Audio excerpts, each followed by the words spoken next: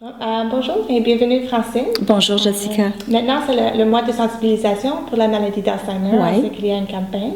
Est-ce que vous pouvez mieux expliquer la maladie? Quels sont les symptômes de la maladie d'Alzheimer, la maladie apparentée? Alors, la maladie d'Alzheimer et les maladies apparentées, bien sûr, c'est que faut comprendre que la maladie d'Alzheimer, c'est une maladie de troubles cognitifs dégénératrice qui attaque le cerveau et qui, en fin de compte, atrophie le cerveau. Et bien sûr, les symptômes sont assez simples. En ce qui me concerne, moi, c'était mon époux qui avait l'Alzheimer. Alors, les symptômes qu'il avait, c'est qu'il y a eu au début un changement de comportement, je dirais, avec une perte de mémoire.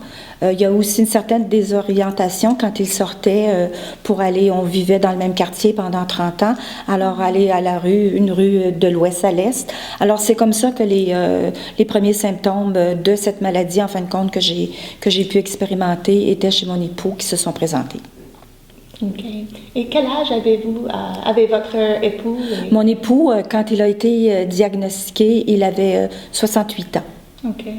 Et en général, quel âge est-ce que les gens sont qui ont la maladie? Je pense que c'était, en fin de compte, pour moi, personnellement, je trouvais que c'était très jeune, mais bien sûr, avec la lecture que j'ai faite, que j'ai reçue de la Société d'Alzheimer de Montréal, j'ai compris que les gens qui arrivaient dans la fin de soixantaine, 70, c'est un début, enfin, qu'on peut s'apercevoir que c'est à ce moment-là que la maladie d'Alzheimer ainsi que les maladies apparentées peuvent commencer.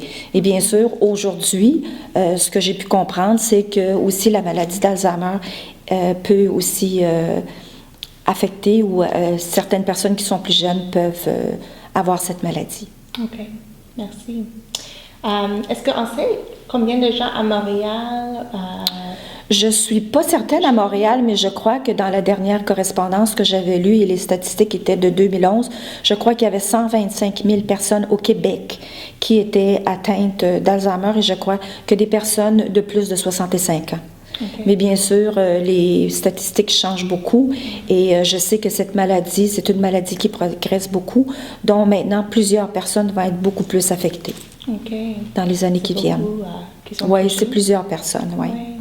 Dans votre expérience avec votre époux, quels sont les services ou quel type de ressources avez-vous connecté avec? Oui, alors j'ai été quand même très privilégiée parce que le médecin traitant m'a tout de suite dit que je pouvais prendre contact avec la Société d'Alzheimer de Montréal. Et ce que j'ai fait je vous dirais, dans les jours qui sont venus, immédiatement, j'ai pris contact avec la Société d'Alzheimer qui m'ont, bien sûr, j'ai rencontré des conseillers. J'ai été très bien conseillée. Et après, j'ai pu me joindre à un groupe de soutien. Je vis dans l'ouest de Montréal, le groupe de soutien du Lac-Saint-Louis. Et j'ai pu être appuyée de ce groupe-là qu'on se rencontrait, je crois, une fois par mois pendant 8 semaines et qui m'ont donné des outils pour bien pour devenir une bonne aidante naturelle. Oui.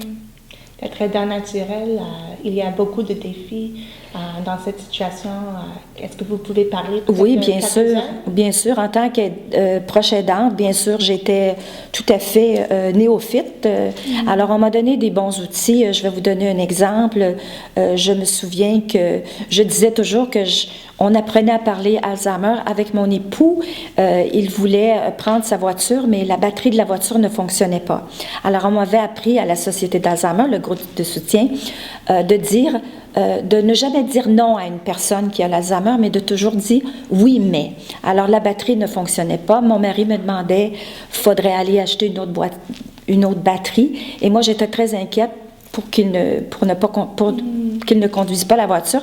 Je disais toujours oui, mais pas aujourd'hui parce qu'aujourd'hui, je dois travailler et ainsi de suite. Et tout ça s'est passé. Je dois vous dire que pendant plus d'1 an, mon mari n'a pas conduit sa voiture et ça se passait de façon très, très douce parce qu'il n'y avait pas de négativité au niveau de cet exemple-là que je donne. Oui. Alors, c'est beaucoup d'adaptation. Beaucoup d'adaptation au niveau aussi de rendre les choses simples pour la personne qui a l'Alzheimer dans un environnement sécure, je dirais. D'avoir aussi, c'était moi bien sûr, la principale aidante proche, mais qu'il soit bien entouré, sécuriser la maison, comme je vous dis, pour conduire la voiture, c'était très important. Pour qu'il se sente aussi, on m'avait même encore avec le groupe de soutien, j'avais préparé un album de souvenirs que nous avions. Nous avons voyagé beaucoup à travers le monde. Alors, j'avais préparé un album. Alors, souvent, on s'assoyait ensemble et on se rappelait des souvenirs parce que, bien sûr, avec l'oubli qu'il faisait, ces souvenirs d'antan revenaient et on s'assoyait souvent ensemble pour se raconter des bonnes histoires. Est-ce que vous pouvez parler d'une bonne expérience que vous avez eue ou quelque chose comme qui a touché... Vous voulez dire une bonne expérience vis-à-vis... à la maladie, d'être proche aidant. Est-ce qu'il y a des choses... Oui, il y a des choses, bien sûr. J'ai dit que ça apportait un changement de comportement. Mon mari je trouvais qu'il y avait des choses drôles, même dans la situation qui est quand même assez difficile. Il faisait des choses qui étaient drôles. Alors, j'essayais toujours de tourner les choses. Et il aimait beaucoup la musique. Alors, tous les dimanches au soir, pendant 4 ans, ou tous les dimanches au soir, il aimait la musique. Alors, pendant que je faisais cuire les patates sur le poêle, je faisais une demi-heure de musique. Alors, je mettais des fois c'était un grand danseur, alors je mettais de la musique rock and roll, on faisait une petite soirée rock and roll et on dansait. Et je dois vous dire que si je faisais un mauvais pas, il me corrigeait pour me dire « Ah, t'as manqué ». Et la semaine d'après, on pouvait faire country western. Je mettais un thème et ça mettait de la joie dans la maison. Et ça lui rappelait beaucoup, beaucoup de souvenirs de son enfance et des bonnes années qu'on avait passées. Ouais. Et tout ça, j'ai appris comment gérer cette situation avec les groupes de soutien de la Société d'Alzheimer de Montréal. Merci. Ouais. If you can give one message to the public about what you would like to see happening in the next years to come. Well, of course, we can talk about early diagnosis of the disease, and to be aware that as you are with the person, if you see any behavior change, be aware of what is happening, because very often an early diagnostic could help.